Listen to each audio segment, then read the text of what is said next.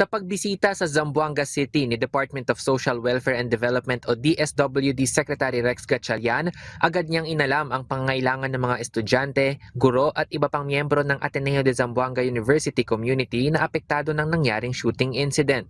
Nagpaabot din ang ahensya ng paunang cash assistance sa pamilya ng biktimang sugatan sa insidente. Ayon kay Gatchalian, hindi lamang ang mga nagtamo ng pisikal na sugat ang itinuturing na apektado kundi ang buong school community.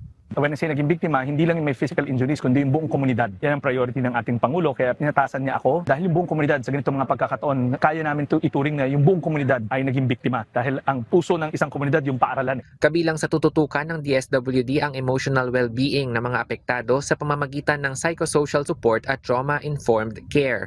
8 estudyante na nasa edad 11 hanggang 14 ang nakatanggap ng psychological first aid mula sa mga mental health professional ng DSWD Field Office 9.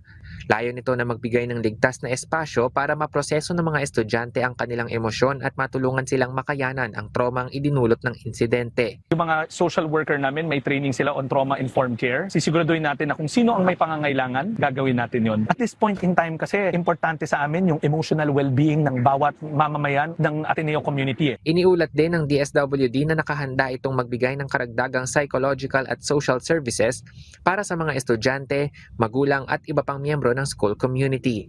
Samantala, nanawagan si Gatchalian sa publiko na iwasang mag-post o magbahagi ng mga litrato, personal na impormasyon at hindi beripikadong kwento tungkol sa mga batang sangkot sa insidente. Yung nagpo-post tayo unauthorized na mga litrato, yung mga kuro-kuro na hindi naman validated at hindi from official sources, nakaka-damage yan eh. Hindi makatao, kundi may mga nalalabag na tayong karapatang pangtao o karapatan ng mga kabataan. Carlo Candelaria para sa Bayan.